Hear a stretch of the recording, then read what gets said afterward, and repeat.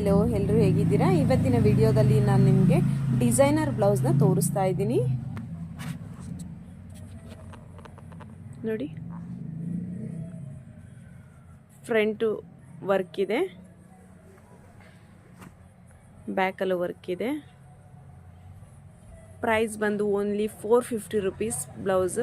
Quality awesome ಆಗಿದೆ, ತುಂಬಾ ಚೆನ್ನಾಗಿದೆ.